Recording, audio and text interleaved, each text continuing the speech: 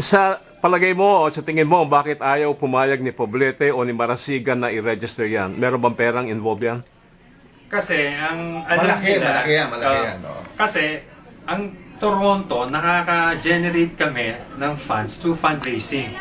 Nakapagpatayo nga ho kami ng isang ng isang bubong ng open stage sa Nueva Ecija. Isang eskwelahan. Sa isang eskwelahan, national yon, Sa- high school, sa Gimba. Pakak, sa Gimba.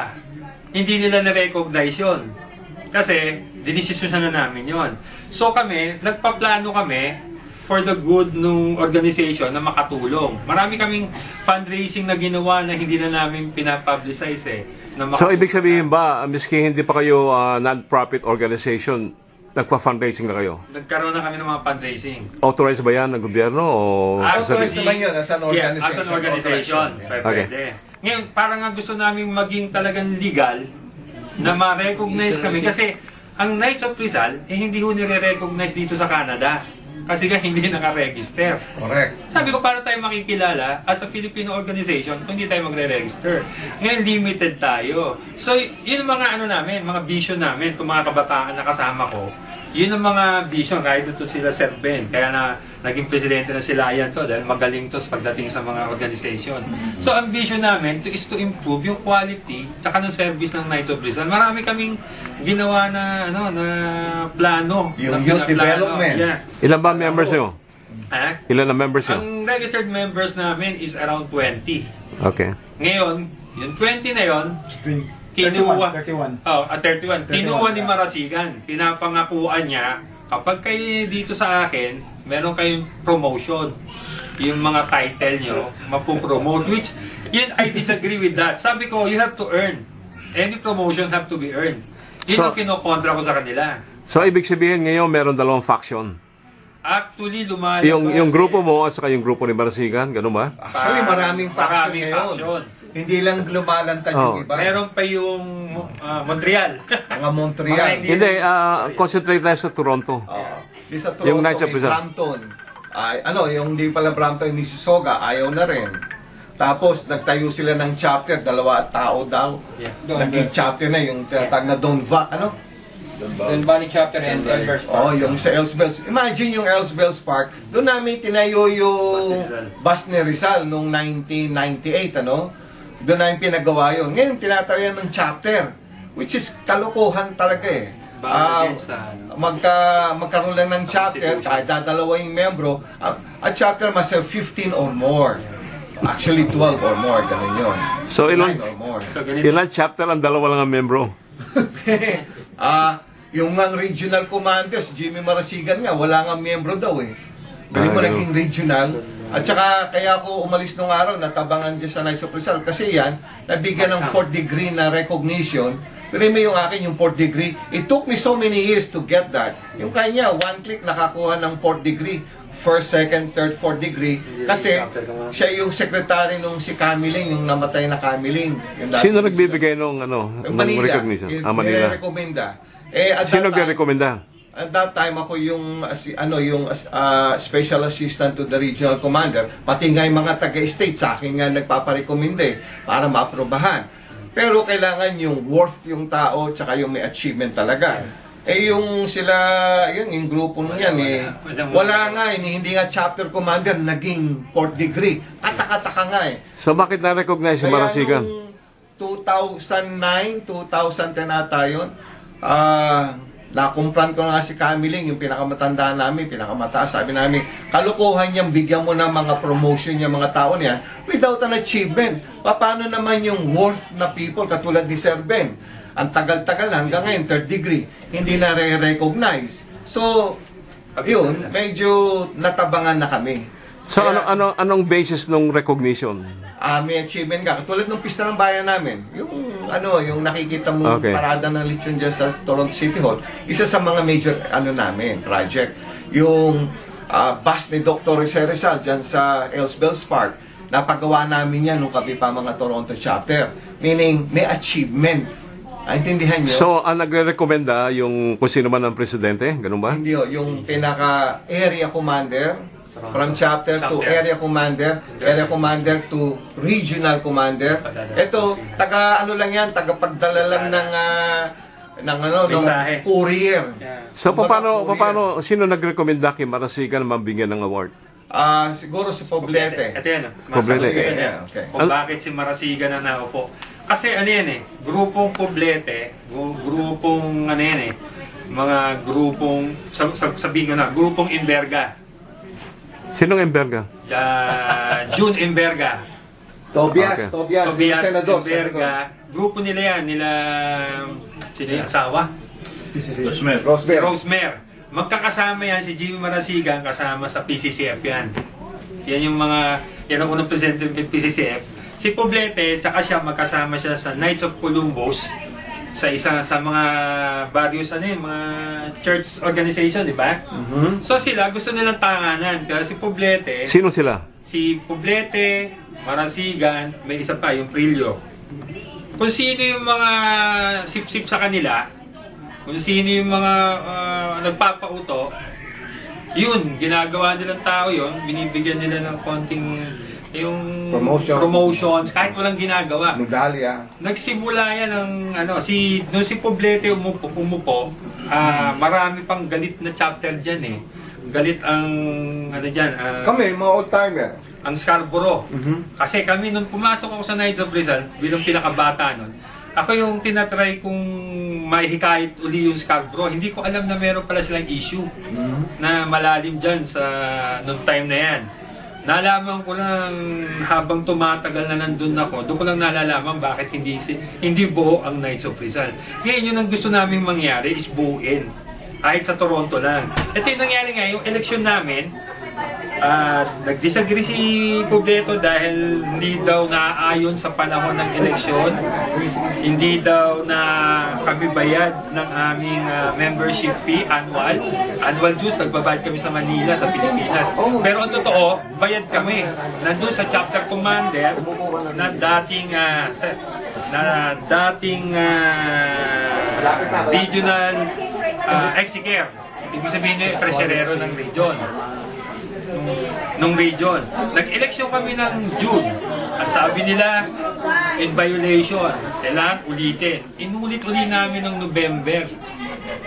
Kung ano yung sinabi niya sa akin, kung ano yung sinabi nila sa amin, ulitin namin at pipirmahan niya, wala nang problema. Sige, mag-eleksyon kami ng November, pero siya na, Sa Silayan yun, sa Silayan. Oo. Ano sa community center sa ano? Dun sa Sherborne. Yeah. Yung saan yung community center doon na malapit doon sa isang organization. Nakalimutan ko So, may tanong ako. So, nabanggit mo si Tobias Enverga. Yeah, kasi member ng Oo, at saka yung asawa niya. Ano naman ang papel nila dyan sa Knights of Rizal? Actually, si Tobias Enverga, membro siya Miyembro ng ano? ng Knights of Rizal. Dimasalang chapter. Okay. Dimasalang chapter. Kaya, Kay Poblete yan. nung time ni Poblete, kung mapapansin mo, isa pang nirereklamo namin, kasi ang Knights of Rizal, it's a non-political organization. Pero pilit sila, okay lang magsali ng mga politiko, pero wag gagamitin as makinarya ng politika. So, sino ba sinali nila mga politiko? Si Joe Daniel, si Oliver, Oh, mga talo na yun, ha? yung lahat ng Ayun mga na nga talo. Yun ang pinagmamayabang Yun nila. ang mga talo. Ayun ang pinagmamayabang nila. Yung si Patrick Brown lang ang medyo nakatayo Oo. sa bari na tinayo nila. Yun yung mga, yun lang ang hindi namin gusto sa kanila. Si Carmichael, lalaglag. Kasi nakailang eleksyon kami, sunod kasi, kaya naman kami medyo parang nainis na rin dahil sinusunod namin yung gusto nila Mag-election uli kami. Ang sabi nila nung November na magbayad muna kami bago kami mag-eleksyon. Nandun yung si Sir Alex. Trinidad. Alex Trinidad. Anong posisyon niya nun? Basta sa region siya. Oo. Nandun siya. May tumawag. Yung asawa ni Mauro Calagio, tumawag kay Marasigan. Hindi, kailangan magbayad muna sila. As a representative ng region, yung isa nandun na member ng Knights of Rizal, nagbayad kami. para magkaroon ng eleksyon, nandun din yung Mauro Calagio Naningil yung na representative. umaaral na kinokontra yung eleksyon namin. Na nandun naman siya kasi kahit siya bumoto.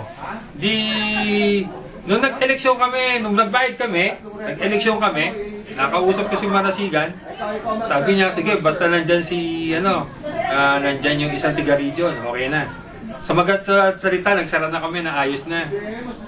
Naulit na naman na hindi nire-recognize yung mga elected officers ng Toronto. Sabi namin, bakit? Noong December 30. Kasi daw hindi kami naaayon doon sa tamang date of election, which is sabi nila May. Kasi nasagot na namin yung isang requirement nila, magbayad kami ng membership due. Ang sabi naman namin, dito sa Canada, kahit saan, hindi nasusunod yung election sa Pilipinas dahil ang mga tao sobrang busy. As long as there's a quorum kompleto, pwede kami mag-eleksyon. Yun ang mandate naman ng Pilipinas. Pag kompleto kayo, pwede kayo mag-eleksyon. So ang ibig mo ba sabihin yung naging miyembro, yung mga politiko, mga conservatives, gusto nilang gawing political organization yung Knights of Rizal? Sa tingin ko, sa pananaw ko lang, ganun ang gusto nila. Sino sila? Kasi merong sila? si Mauro Calagio.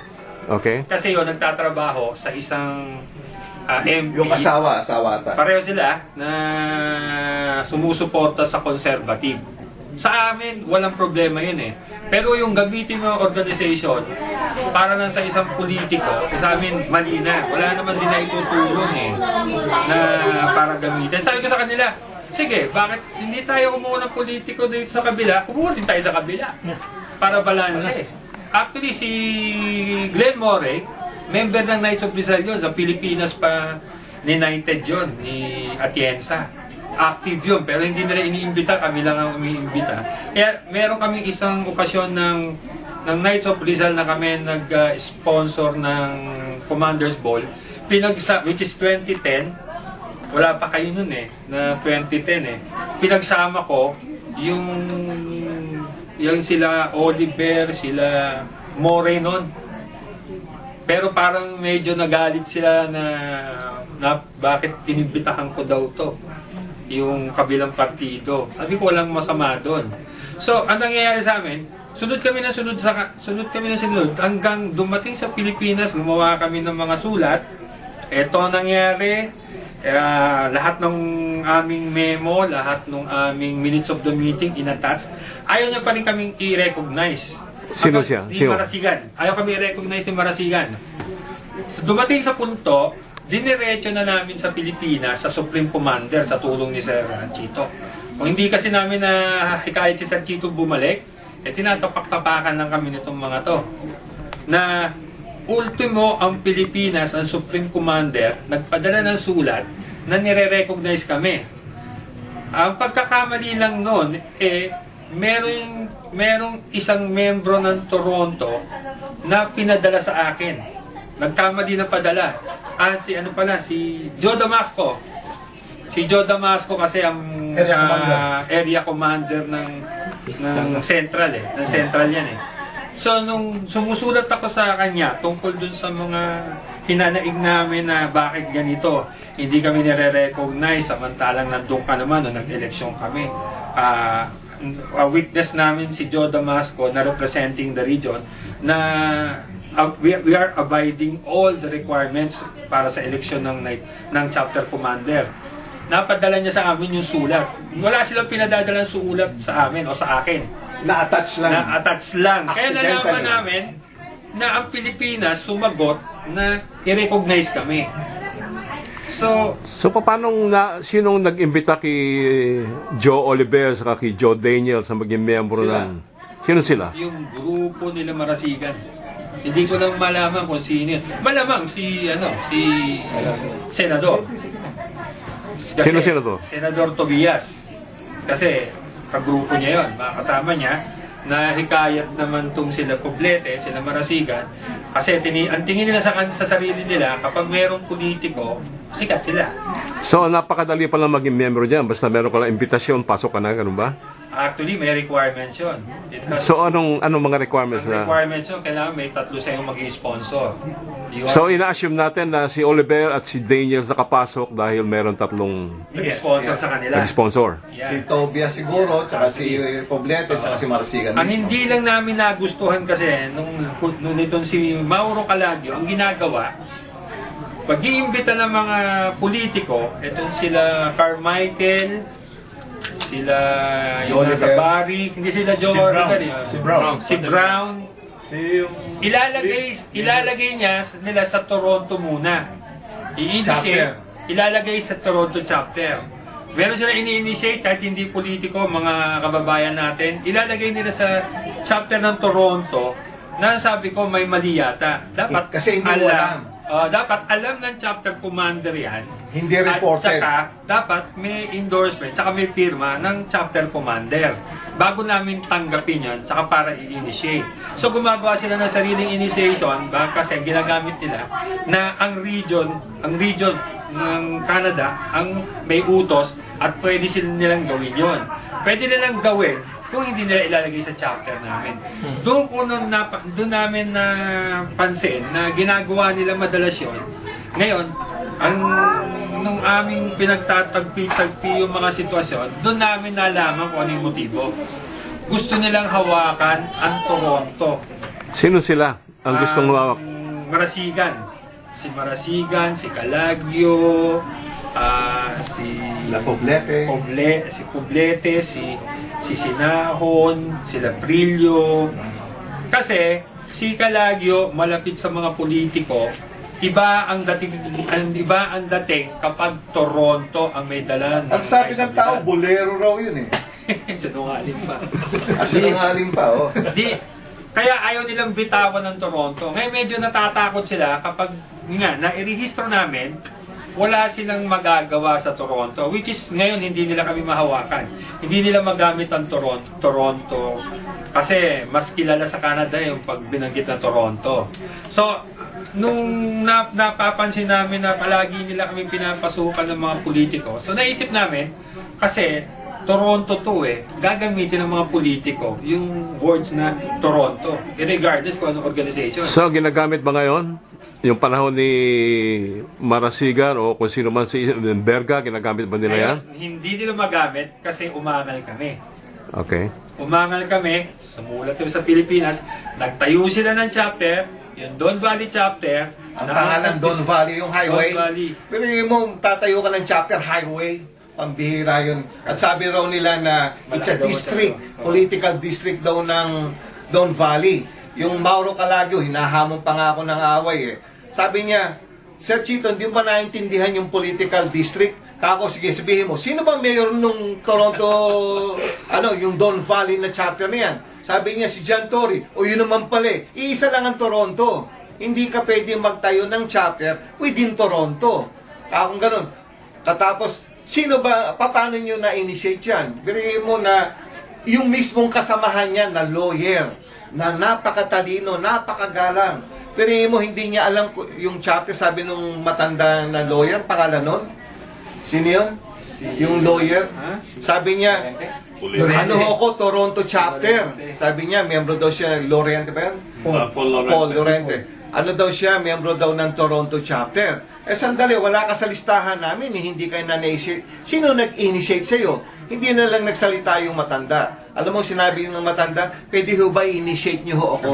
So, pinaluhod uli namin, in-initiate namin. Tapos after 2 weeks, galit na sa akin. Galit na rin sa kanya. Umalis na. Sabi, ngayon, nilagay ata dun sa kabilang chapter. Ngayon, kapag lilipat ka, miyembro ka, from any chapter, kailangan meron kang clearance. Na wala kang utang, na wala kang sabit sa chapter bago ka lumipat ng chapter. Ngayon, porque miyembro sila ng regional, nakala mo kanila yung buong Canada, which is wrong, dapat yun, sila nga makisama sa amin Kasi appointed lang naman sila. Pero sabi nga ni Sir Jerry Maya Singson, yung aming Supreme Commander, extension daw yung regional nung sarili niya. Which is true.